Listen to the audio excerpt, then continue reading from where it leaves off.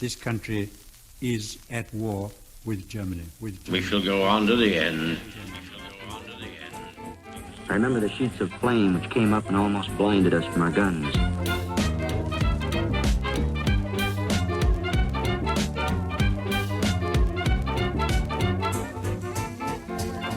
Hello, listener. Welcome to the World War II podcast. I'm Angus Wallace.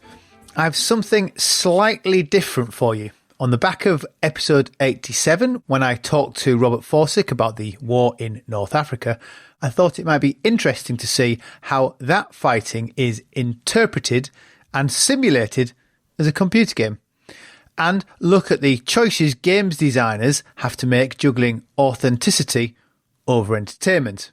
I'm joined by David Milne from Relic Entertainment. David is one of the senior designers who worked on Company of Heroes 3, a computer game which focuses on World War II in North Africa and Italy.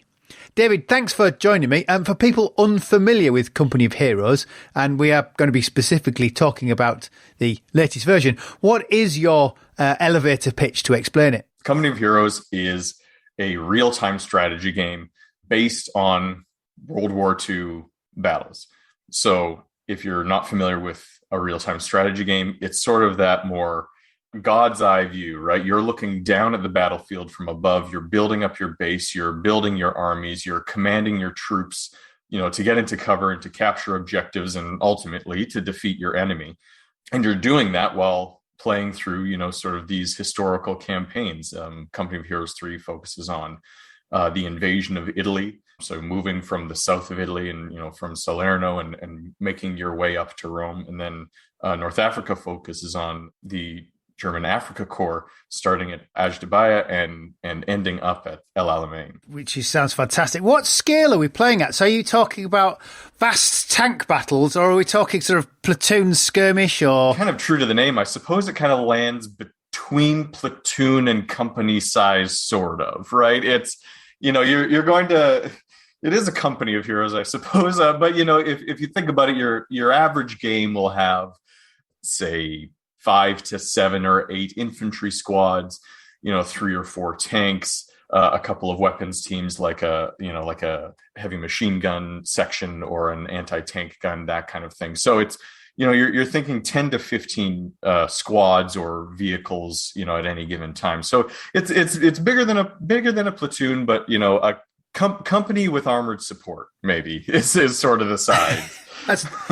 That's a good way of putting it. So why did you end up with Sicily and the Mediterranean theatre? I've got so many questions bumbling around my head. Why did you end up with Sicily and North Africa? In our previous games, so Company of Heroes 1 was focused very much on the Western Front. The invasion of Normandy expansions that came out included Market Garden and sort of more kind of final pushes into Germany from that Western side. Company of Heroes 2 based entirely on the Eastern Front.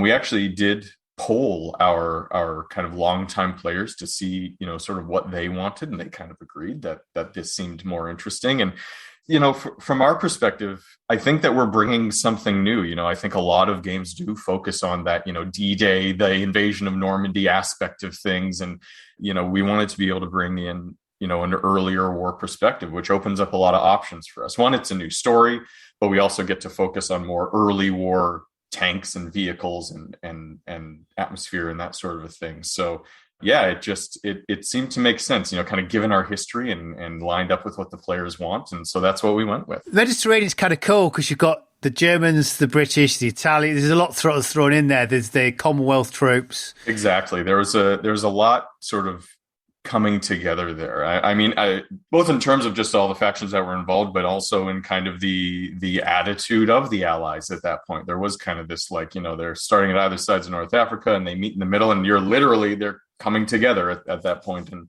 kind of shaking out what that, alliance really means in practice, before they get to Western Europe. Now, you mentioned before about the story. Is there a narrative? When you played, are you playing the narrative of the campaign? So in Italy, we have what we're calling our dynamic campaign map. And so I said, each mission you're playing more at that company level, we'll say. But between the missions, you actually have this giant map of Italy that you're moving your companies around on. So you're acting much more like a theater commander at that point, where you're thinking about things like, whether your companies are in or out of supply. Like you're thinking about more kind of the logistics and the grand strategy of moving your companies around. And then when you engage with an enemy company or engage at a city where a battle will be fought, that's when you go down to that company level and you're controlling your squads at that more tactical level. So in the Italian campaign, there is sort of the general historical idea, and we base it on the history of you're starting at Salerno, you're trying to break your way through, the Winter Line, the Gustav Line, you can but at the same time, the player has agency, right? They can kind of choose. And so we set up the historical precedent, but then in some ways it's a little bit up to the player whether or not they're going to follow that historical precedent, right? Because we can't control what decisions they make or what battles they win or lose. And so it kind of draws, I think, from the core of wargaming in general, which is the what if question. What if I was here? What if I was the commander? What if I was making these decisions? And so the setup is based on that history. But once the ball gets kind of rolling, it may or may not end up being, kind of in line with the actual history of what's going on. Although the individual missions themselves, again, we base that on that history, of the battle itself, and again try to give the player that feeling that you are here and you are fighting these battles. When you've canvassed, sort of, presumably you've done market research, all when you've been doing games 1 and 2, you'll have some idea. The war was now a long time ago, and I'm quite conscious of, certainly when I talk to younger people than myself, they don't necessarily have the direct connection with the war. How much do you need to explain what was happening in the war? Because certainly, as you said, people have some idea about D-Day, some idea about Market Garden, but certainly when you're looking at the Mediterranean theatre, there's people's ideas of what it is a bit more patchy. We certainly are giving the player as much information as we can at any given point. But we do also focus, there are characters as well in our game, so there are people who are talking to you. There are generals whose personalities you kind of have to manage on that campaign layer.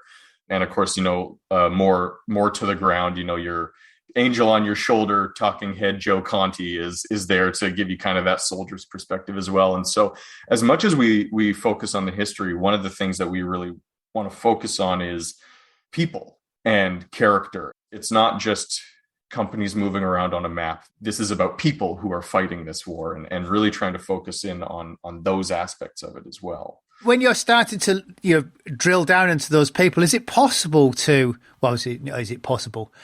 I was going to say, how much can you research the tactics of the time, and is it sort of possible to play those out, or have you built in certain aspects of the tactics and doctrine at the time to play out? We certainly try to. So each of our companies, so you can choose either American companies or British companies, and within that there are options. So we have an airborne company for the Americans. We have an armored company. We have a special forces company, which is based on that first special forces, that joint Canadian-American force as well. And then for the British, we've got an Indian artillery company and British armored. And so we definitely try to give the player these different options. And then once you get into that changes what you have access to. Of course, if you're the American Airborne, you've got your paratroopers, and you've got, the ability to drop, munitions and weapons behind enemy lines so that you can kind of meet up with it rather than building things back at your base. And it gives you a much more mobile way of playing. And of course, then for the Indian artillery, for instance, you've got huge, like BL 5.5 artillery emplacements that your engineers can build, and 4.2-inch mortars instead of the standard 2-inch mortar.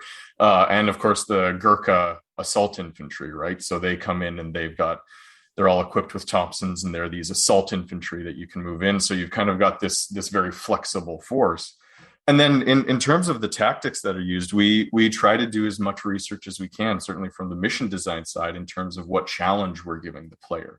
So when we think about an airfield, right, what are you going to have at an airfield? Are you going to have a lot of flak guns, right, and defending it, and some more mobile troops and that sort of thing. So, when you fight against one of these airfields that has a bunch of these anti-air weapons, maybe the paratroopers aren't the best, force for you to bring into that. Maybe we bring the armored that time. Or, for instance, in the Battle of Ortona was one of the missions that I worked on. And I found a bunch of really, really great accounts of that, and in even some descriptions of how the Germans defended intersections and how they actually positioned their machine guns and mines and infantry around an intersection in order to defend it.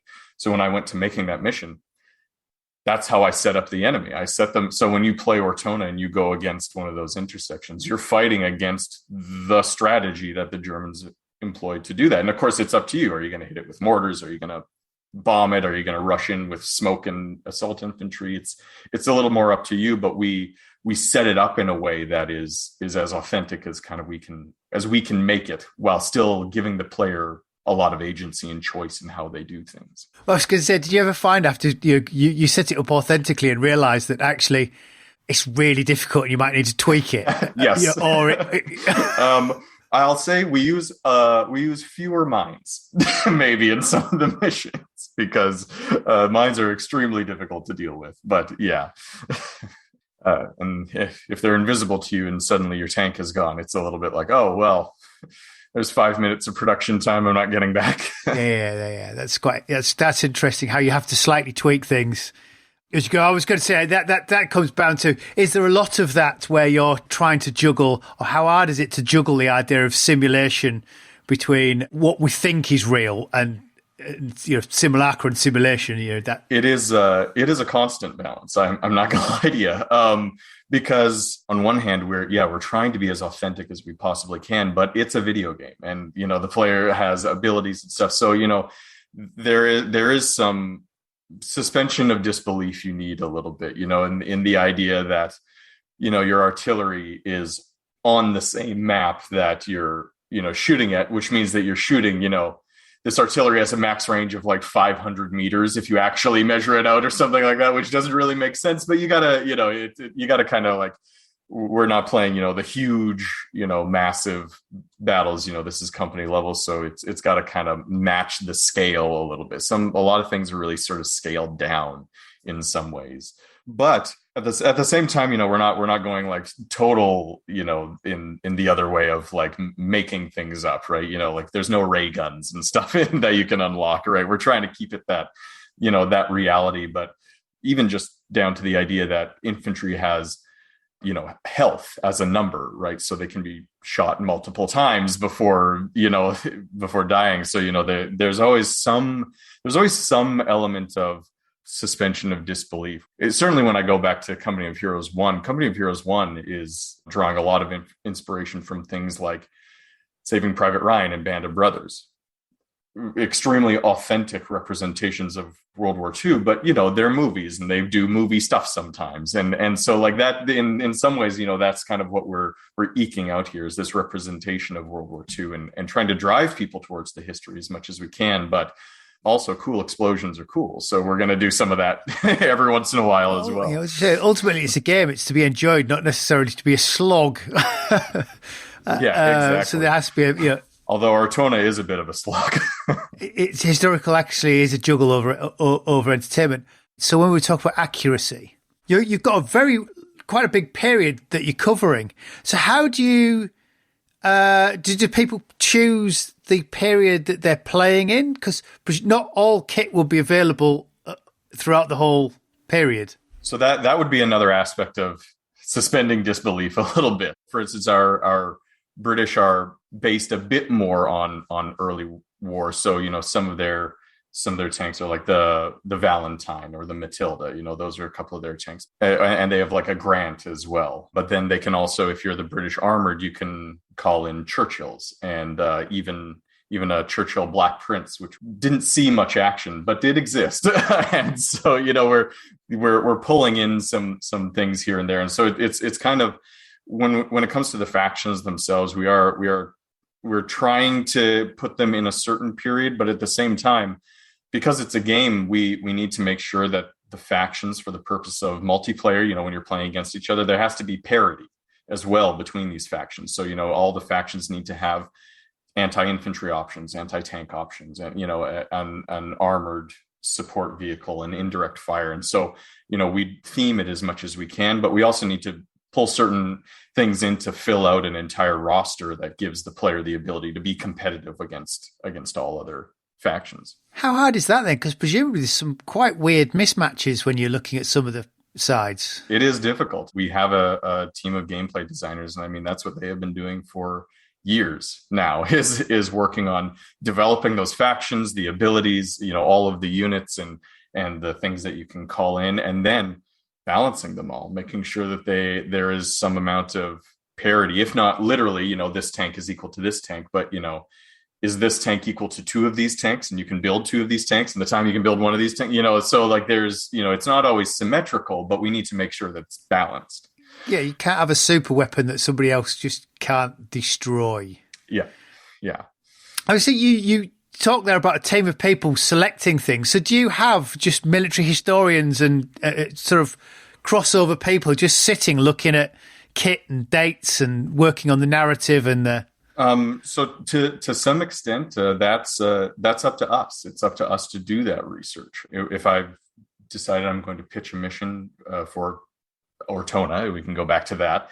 It's usually me doing a lot of that history on Ortona and trying to find what sources I can find. The Allies were really good about aerial photography as well, so very helpful. You can get some pretty good like layouts and stuff. It helps a lot, and a lot of photography and reading as many accounts as you can, and certainly like different accounts, because what you're kind of trying to do is find the commonalities, like find the things that you can draw out of the story that make it uniquely Ortona or uniquely Anzio or uniquely Tobruk. I mean, for example, talking about needing to suspend disbelief a little bit, the Battle of Anzio went from like January to June or something like that. It was a long time if you're counting all of those things.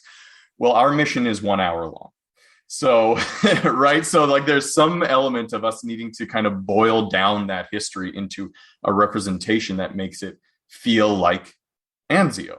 And so when I look at those, the accounts of what happened at Anzio, what's sort of standing out to me, it's the idea of a siege, right? And artillery and needing to break out. So, those are the sort of things that we represent in the mission, because that's what's going to make it feel like that, even if we're not able to represent, all of the weeks long, or even in some cases months long events that happen at these battles. So the first thing you do in our mission at Anzio is you're on the beach, the artillery's coming in and waves of enemies are coming in, and you just have to hold. You're just holding the line. That's the whole thing. And so that's maybe not exactly moment by moment what happened at Anzio, but it's evoking that feeling of, these guys are stuck on the beach and they are just trying to hold on, kind of a thing, right? And that's more the emotion that we're talking about when we're trying to represent these things. The essence of it, play with the dynamics of the time. Now, when you've like Anzio, when you've modelled this and you've got the scenario set, you've got all the men on the ground, right? Let's give it a game. Have any of these surprised you at the changes that you've had to make? I mean, you mentioned mines, but are there other things that you find you've had to tweak, or you find actually that took us a lot longer, so you need to decompress or expand or change, or what surprised you? I don't know that I could pick one thing. There's when it comes to playtesting, there's always all kinds of surprises. Usually the first pass in our missions are too hard, always. Which is, we have to ease things up a bit. Usually it turns out that this, I'm sure, is going to come to no surprise to you or any of your readers, or listeners, but World War II was difficult. So it was, there were real problems that needed to be solved in order to push forward. And so, sometimes we are kind of easing up on what the defenses were and the ability of the Germans to, counterattack you and that sort of a thing. Not to say that the missions aren't still challenging. We're still trying to, make sure that they're challenging and engaging, but sometimes we've had to tone it down a notch. That's what I'll say. Certainly I remember, Monte Cassino went through many iterations. When the designer working on that he's notorious for making a hard mission, and going up that mountain on Monte Cassino is difficult in our game. I assume when you start with these, you start with a fairly close representation of some form of historical sort of narrative, and then you start having to go, right, what do we have to let go? Yeah, exactly. There are certain things. I mean, speaking of Anzio, while I was researching it, there was this. Oh gosh, now I'm going to forget the name. But there's a story of a ranger company that tried to kind of strike out from Anzio, and they ended up getting basically baited out and almost completely wiped out. But then there were these really interesting stories of they took over a German tank and then managed to take out some other tanks, but then they got taken out by their own. That tank got taken out by their own guys, and it was this really interesting battle. There just wasn't really a way to represent that, without making it entirely its own thing. And there wasn't a way that I could bring that in. I mean, this was a huge theater. And when you're thinking about every theater, I mean, there's so many stories, right? Just stories of things that happened and that we've learned. And sometimes you have to say, we just can't find a way to bring that into it. So yeah, we've got to focus on what we can accomplish in that time and stay true. But yeah, there are some things that we had to leave behind because it would make the mission last 3 hours or something like that, and just wouldn't make sense for the context. Folks, we're going to take a short break. We'll be back with you in a moment. Welcome back. I'm talking about Company of Heroes 3 with David Milne. It is an enormous. The Mediterranean theatre is enormous, and you've been really focusing on Italy. So how different is the gameplay between Italy and North Africa? So in North Africa, we're telling more of a linear story. So I was talking about how we had that grand strategy kind of campaign map. In North Africa, you're playing just mission 1, mission 2, mission 3, mission. You're kind of going through it in a more linear fashion. In terms of gameplay, the maps themselves are quite open. In certain cases, the faction for the Africa Corps that you play as, they have access to a lot of vehicles, a lot of light vehicles, a lot of early tanks and stuff. So you're able to, the maps are quite a bit bigger, and you're able to move around much more quickly and engage with kind of British kind of static defenses and try to get around them. And so it's a much more, I would say, mobile gameplay in North Africa than Italy, which has, of course, river crossings and mountains and valleys and that kind of stuff that you're sort of fighting through. And so the tone of that gameplay changes quite a bit once you get to North Africa. So this game is the map scale largest to allow for more movement? In some cases, yeah. The maps for Gazala, Tobruk, and El Alamein are all pretty big and pretty open. And what's breaking them up is sort of British, the trench lines and stuff. Tobruk in particular had this ring of trenches and defenses all around it, which I discovered you can still see on Google Earth. You can see the little box defensive zones that they had. They look like little ovals with zigzag slit trenches in them, and you can still see. If you look at Tobruk, you'll be able to see the trench line, the tank. First off, the tank ditch that they dug, and then the box defenses that they put behind it. You can still see it, and so that's what I based the British defenses off in Tobruk. I just took pictures of it and based it on that. And so, even though it's quite open, the aspect of Tobruk is that they actually have this pretty significant line that they're holding, and so you need to. First, what you're doing is actually trying to break through that line and then get in as quickly as you can to the city itself. The mission in our game is based on the second battle where it went actually quite quickly. It is quite open in North Africa, and we're able to take a bit of a different tone to the gameplay. And when you thinking about North Africa, I mean, how do you? Because I presume at some point you're playing AI. If you're playing solo, you're playing AI, and how difficult. Because I presume as well in that instance you're fighting against the Italians and the Africa Corps. Is there a nationalistic style that you have to sort of give them to do different things? I think is the way what I'm trying to say.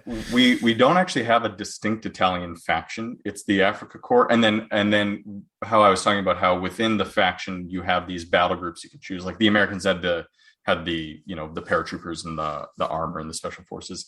The Africa Corps has 2 Italian battle groups that you can choose. And so one is kind of an elite infantry group. I'm going to butcher the name. Bersaglieri.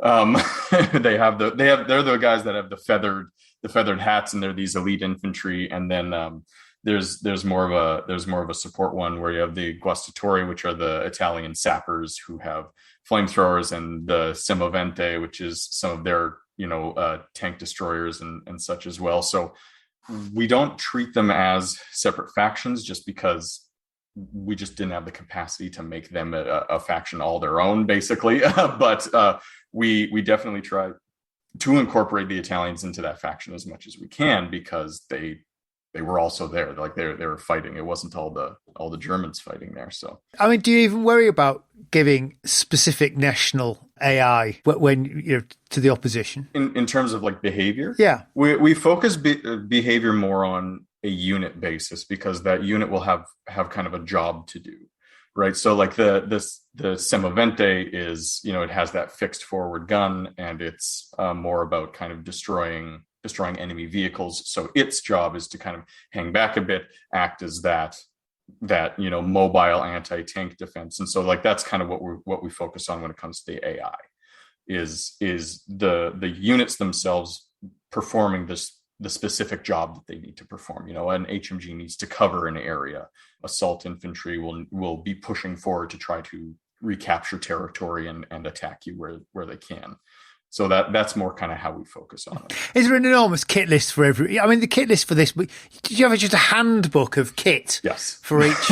Yes, there are. There's a lot. There's a lot of abilities. There's a lot of weapons and tanks, and even just the British infantry section, the Tommy section, we kind of refer to it as has 3 upgrades. You can give them a recon package, which gives them 2 scoped Enfields and a flare to call in artillery.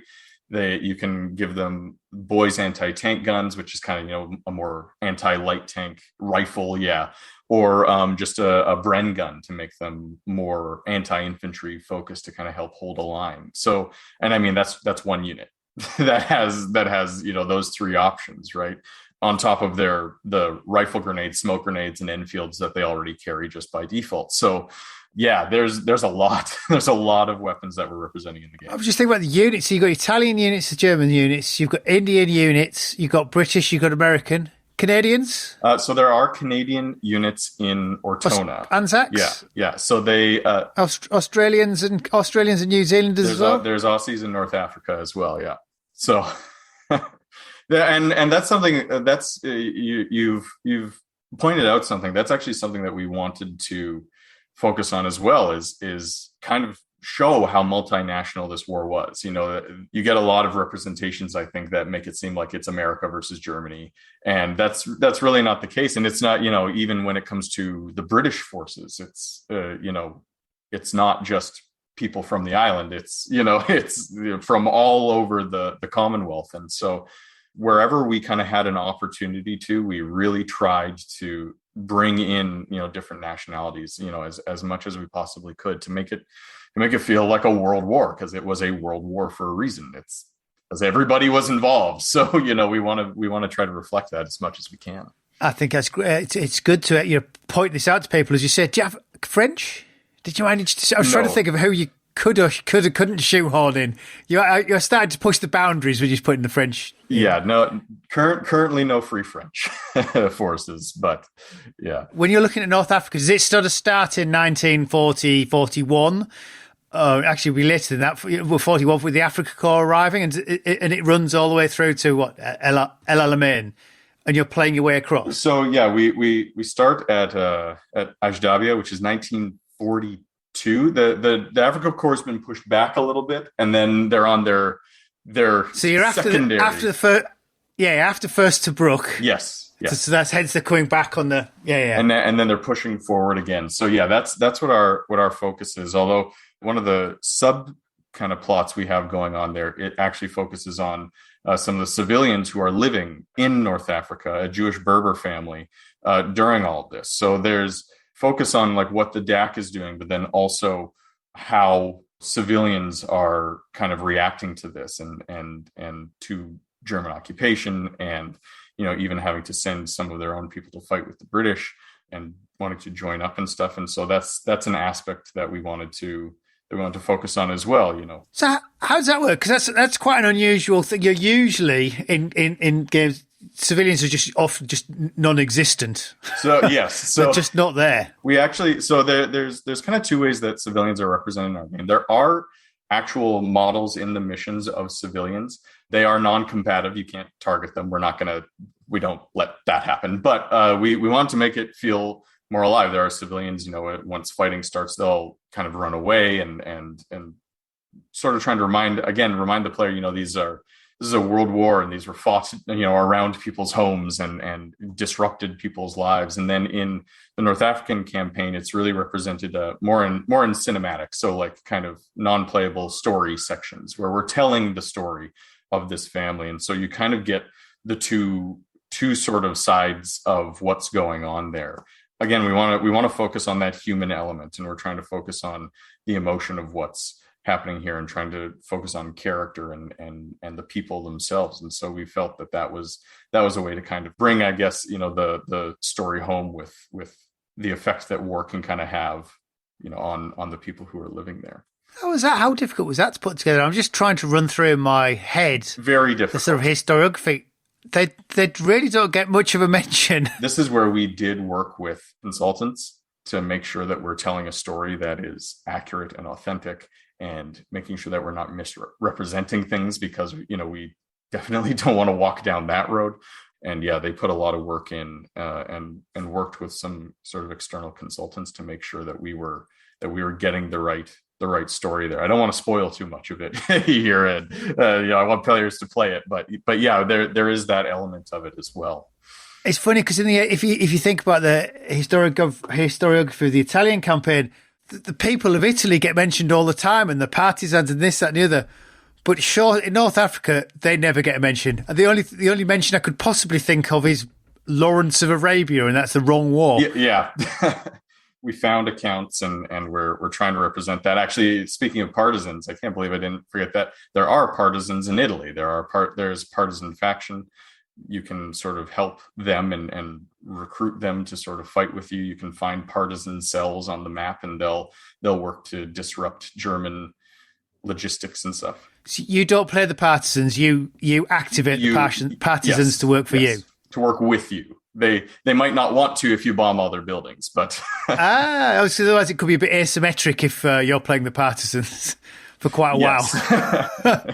Yeah, it would be a bit tough in that case. But yeah, they act as sort of an allied faction that you can sort of gain the support of, but you can also lose the support of as well if you're going through and just carpet bombing every single city.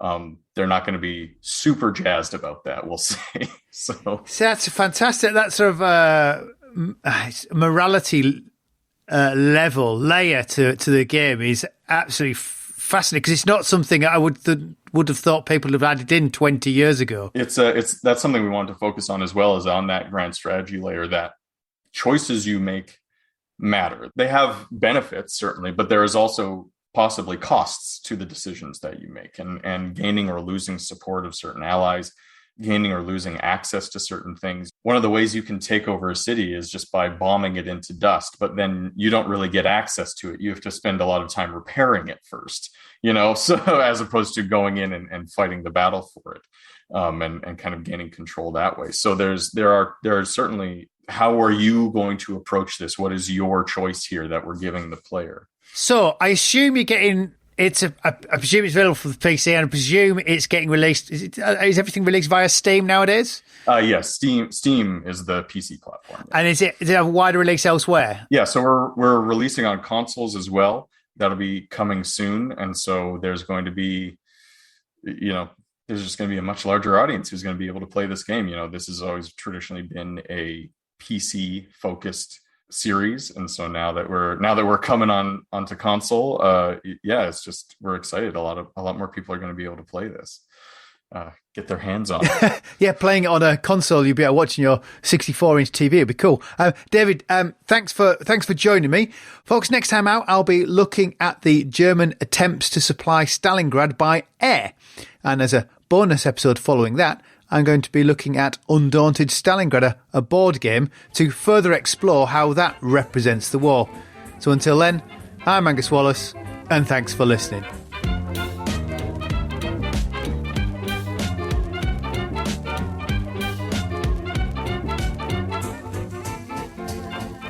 Jerry 88mm gun hit our tank and blew us the hell out of it. Stalingrad can never be repaired. As Allied Commander-in-Chief, I have granted a military armistice.